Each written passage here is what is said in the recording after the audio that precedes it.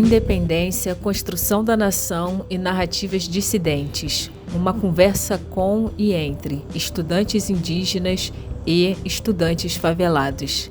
Fique agora com o depoimento de Emerson Baré. Caruca, Penharama, boa tarde a todos. Eu me chamo Emerson, eu sou indígena do povo Baré, da região do Alto Rio Negro, do município indígena chamado São Gabriel da Cachoeira, do estado do Amazonas, que o meu município indígena faz fronteira com Colômbia e Venezuela. Neste momento estarei apresentando a todos vocês, neste grande evento da Semana Nacional da Ciência e Tecnologia, a minha história, a minha trajetória de vida e de luta como indígena do povo Baré da região do Alto Rio Negro, do estado do Amazonas. A minha vida acadêmica iniciou em 2009 com o curso de licenciatura plena em Pedagogia e ingressei na Universidade Federal de São Carlos, UFSCar, em São Paulo, pelo programa federal chamado Ações Afirmativas, onde o ingresso é feito um vestibular diferenciado para os povos indígenas nacionalmente, onde foi a primeira turma a ingressar nesta instituição, e foi a primeira turma a ingressar como indígena. Então lá eu estava representando, como estudante indígena, a região do Alto Rio Negro e o estado do Amazonas.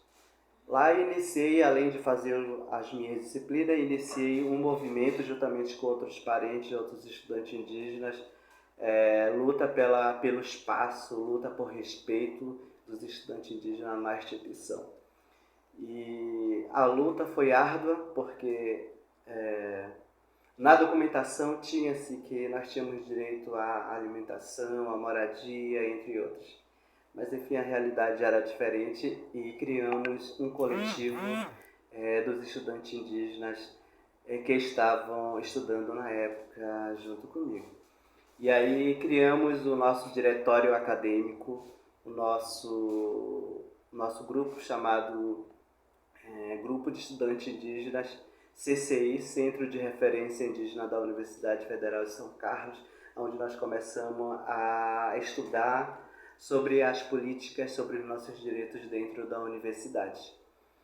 Onde, como fruto de trabalho de nossas lutas, nós obtivemos um marco histórico que foi criado dentro da universidade por nós indígenas que estavam na época, o primeiro ENEI, o primeiro Encontro Nacional dos Estudantes Indígenas, que agora já deve estar no seu décimo encontro, 12º, eu não estou mais acompanhando porque eu já estou fora da academia em se falar de graduação. Então estudei no campus Sorocaba, tá? A sede ficava em São Carlos, então morei uns 6 anos em Sorocaba, estudando dentro desse campus lá da Universidade Federal de São Carlos. Só lembrando que eu estou falando da minha experiência pessoal e eu vou estar falando o que eu vivi, e só quem sofre na pele pode contar as dificuldades e obstáculos. A primeira dificuldade, dificuldades que eu senti, a exclusão, né? A exclusão da maioria dos estudantes não indígenas que estavam no meio acadêmico. Como que eu senti essa dificuldade de ser inserido no meio deles? Primeiro que eles pensam que os indígenas do Amazonas ainda vivem como há 1500 anos atrás. Isso já é um obstáculo que a gente sente, já é um preconceito que eles têm um olhar direcionado a nós. Segundo é que quando eu cheguei lá, viram um indígena como eu, já fala português fluentemente, sabe mexer em computador, sabe mexer em celular e sabe dialogar com a língua portuguesa perfeitamente. Então aí, quando eles viram que eu já tinha todas essas coisas que uma sociedade que dizem certa, desenvolvida, tem que ser, falaram, não é mais indígena. Indígena, eu esperava um indígena que viesse pintado, que não soubesse falar português direito. Então, para mim, isso foi uma das dificuldades que eu me achei muito excluído.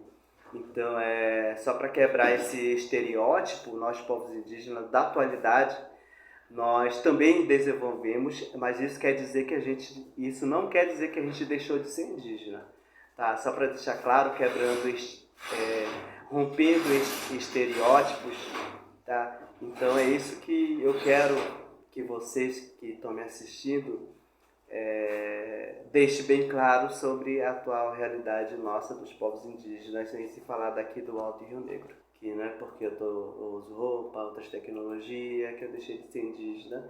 Aqui no Alto Rio Negro eu falo assim das pessoas que já moram no município.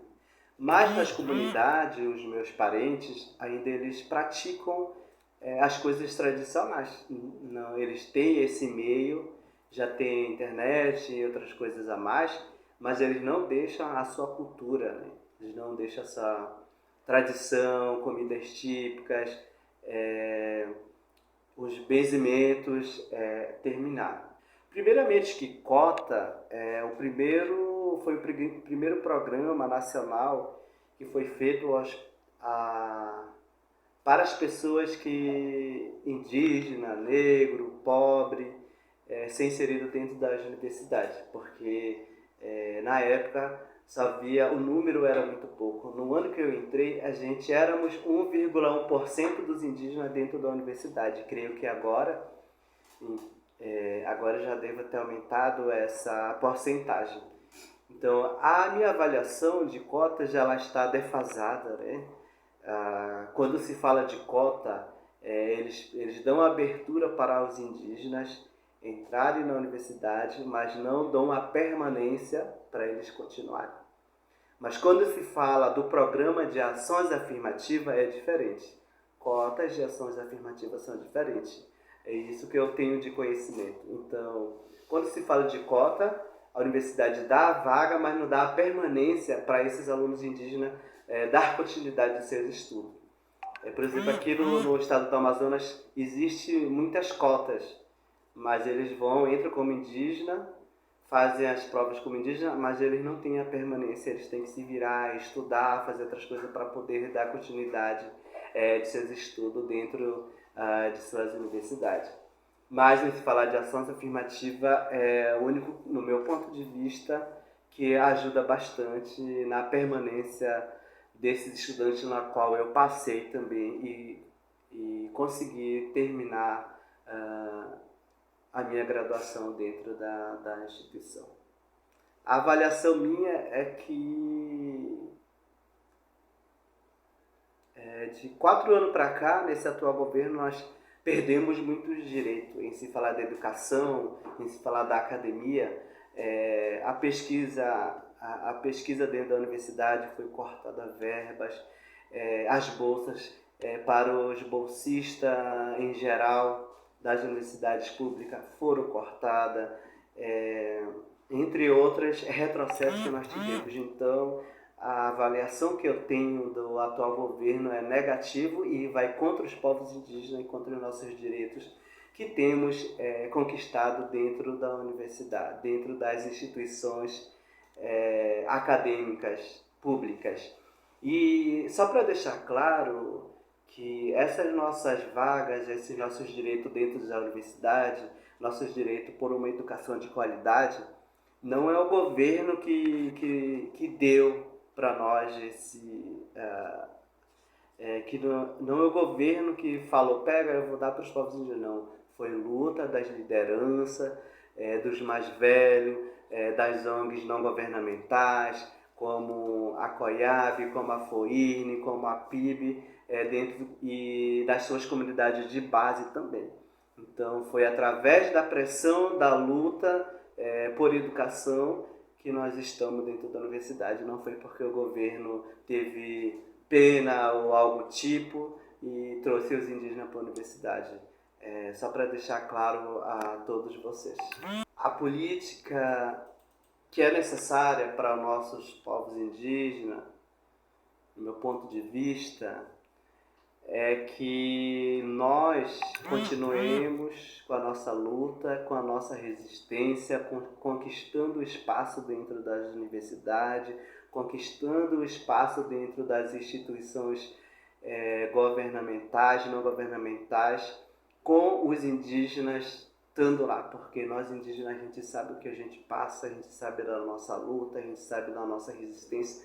Então nós temos que estar no meio de tudo, estar no meio da política, da educação, da saúde, dessas instituições em que fazem parte da nossa política da sociedade. Então eu acho assim que eu penso que é necessário que os próximos governos nos dê liberdade de expressão, de falar o que a gente sente e de atender os nossos direitos que já é conquistado, né? Direito à demarcação de terra, direito à preservação do meio ambiente, direito da educação de qualidade, desde ensino fundamental, médio, ensino superior e pós-graduação.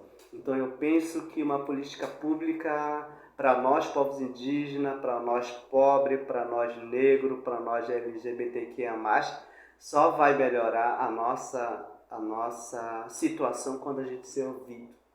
Porque pessoas que já têm conhecimento, que já têm estudo, nós temos muito, falta oportunidade.